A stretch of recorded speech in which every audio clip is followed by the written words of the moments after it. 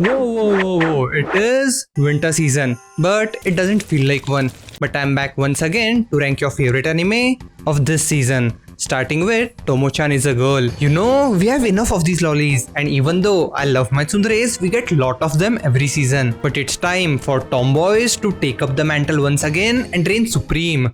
At least for a season. This anime is the classic, oh, I'm stuck in the friend zone, what should I do? Where both of them are essentially playing chicken. But surprisingly, it is really entertaining. Thanks to Misuzu. I like that the other cast members are actively trying to push the relationship forward by messing with them, which is pretty fun to watch.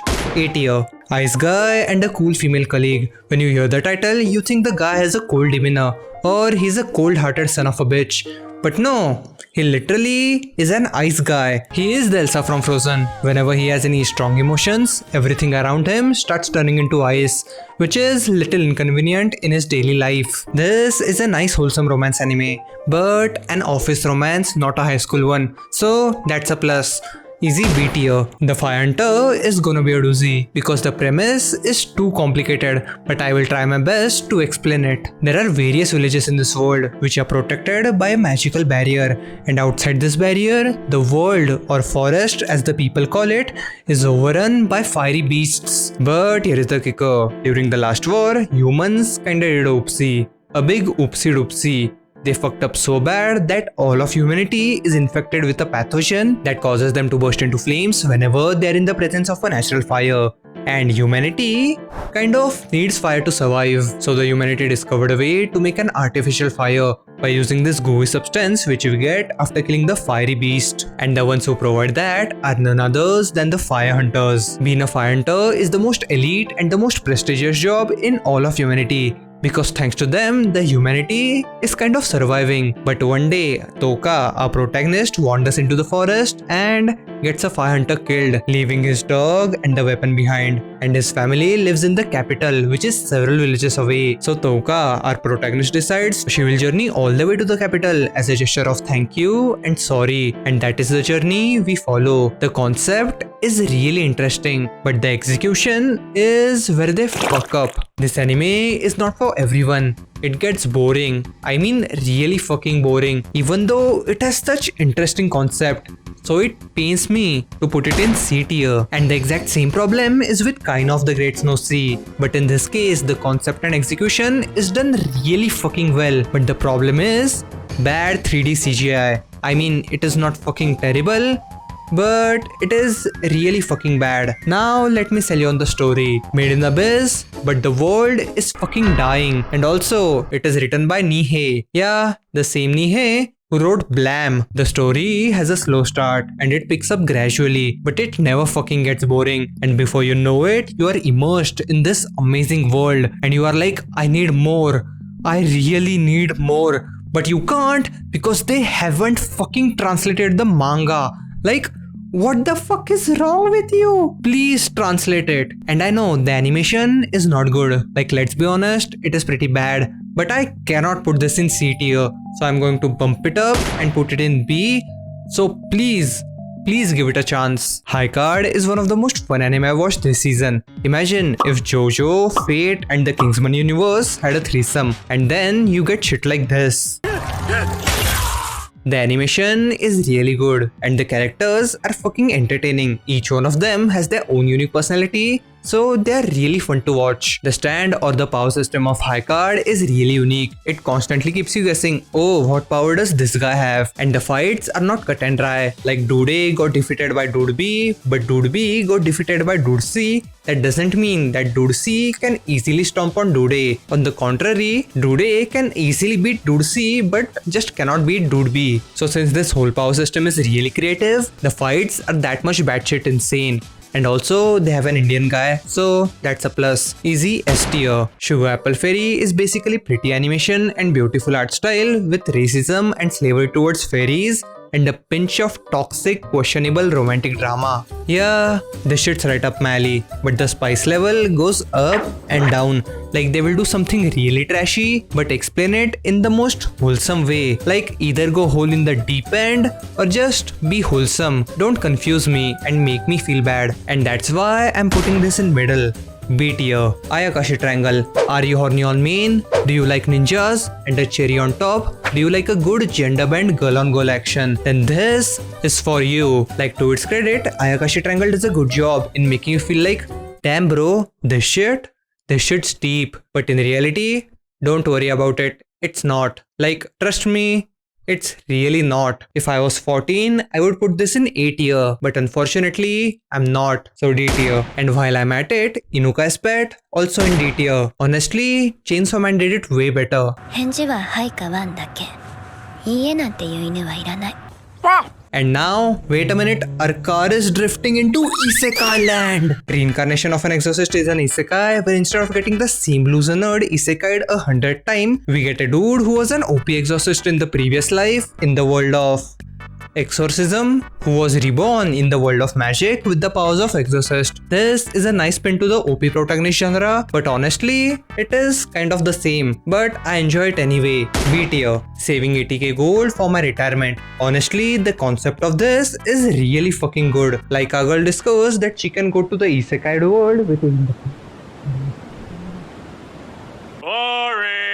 D tier. Latest on the Tsundere Villainess is another Save the Villainess in Otome game from her impending doom, which honestly is turning out to be really fucking good. Like, I'm really starting to love this subcategory of Isekai Otome game where you have to save the villainess. And in this one, where our main duo finds out that they can communicate with the characters in the game, because of course they can, where they decide to pair up our main MC with the villainess because she's just misunderstood and has a tragic story. And as the villainess and the prince get close, our main duo also gets closer. This is pretty fucking cute.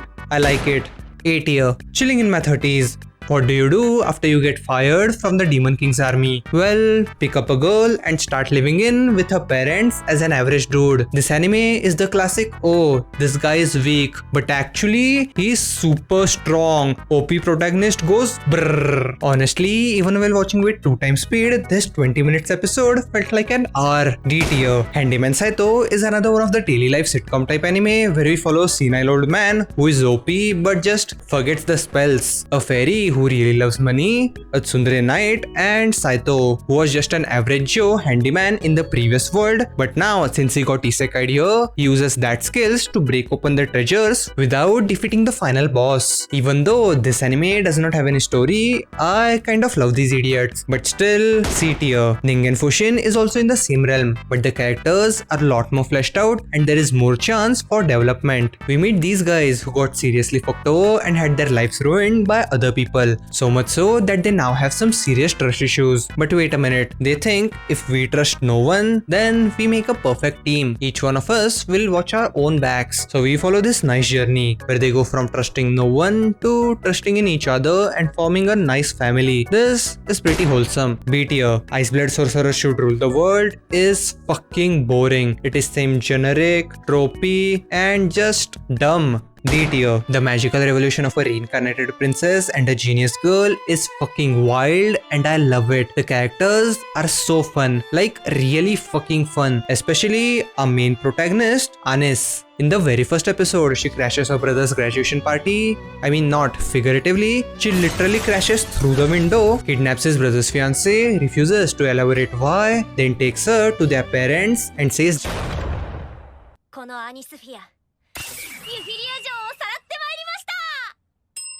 the plot grows slowly, but I don't want to focus on that because the characters will sweep you away. And as Master Uwe once said, if it's gay, then go all the way in S tier. Reborn to Master the Blade is kind of like Isekai and is kind of not. In this anime, the king dies, but he gets reincarnated into the same world. But this time, he wants to try and master his blade, which he had to give up because he was the king due to administration and stuff. This is pretty cutthroat anime. Sometimes fun, other times not. C tier. Spy Classroom is nicely wrapped, packaged and branded as a spy anime, which actually is Assassination Classroom in disguise. I don't know, I usually love the spy movies or TV series, but this one is not doing it for me. Maybe it is the overly enthusiastic cast with a stoic protagonist or the classroom setting, but this doesn't hit right. Kind of sad, but C tier. Trigun got a reboot and it is so good. If you don't know, Trigun is an OG anime of 1998 and it was one of the best, alongside Cowboy Bebop and Yu Yu Hakusho. But even though the story and animation is so good, since it is dated to 90s, it is pushed under the rug of classics. And let's be honest, I don't think that many people are going to go back and watch those shows unless they are rejuvenated like Stampede. Trigun Stampede is so good. Obviously, the story is the same, but the soundtrack and the animation, like, people are complaining about the animation. What the fuck is wrong with you? Like, just watch this.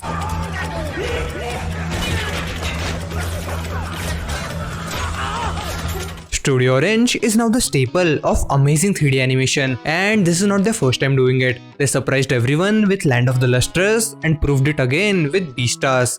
And now Trigun Stampede, easy S tier. Kubo-san Won't Let Me Be Invisible is another one of the cutesy teasing type anime.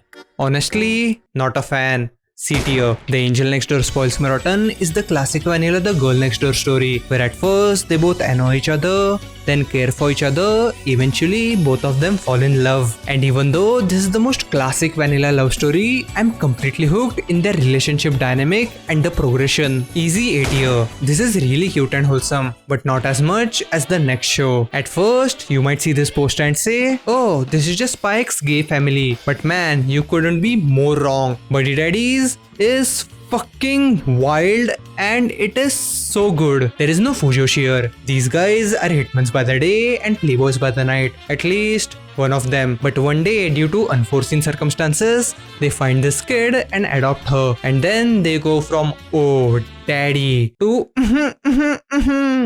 Daddy. The main reason I love this show is because how mature it can be. It goes from sad to hilarious to oh my fucking god, what the fuck is going on. The best way to describe the show without spoiling anything is if two bachelor housemates adopted a kid and then leave the rest to your imagination. The show is easy S tier.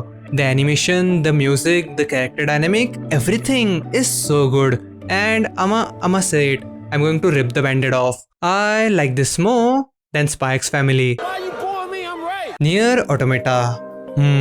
This is the most weird one. I am definitely interested in the story, but I really do not want to watch the anime. I would much rather play the game. But on the other hand, would I have tried to enjoy this anime more if there was no game of it?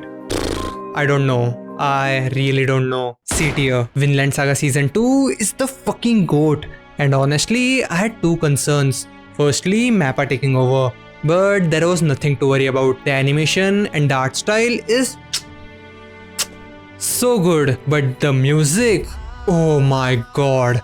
Yutaka Yamada has outdid himself. Every single episode, I get eargasm. Like I literally get goosebumps by listening to the OST. And also the opening.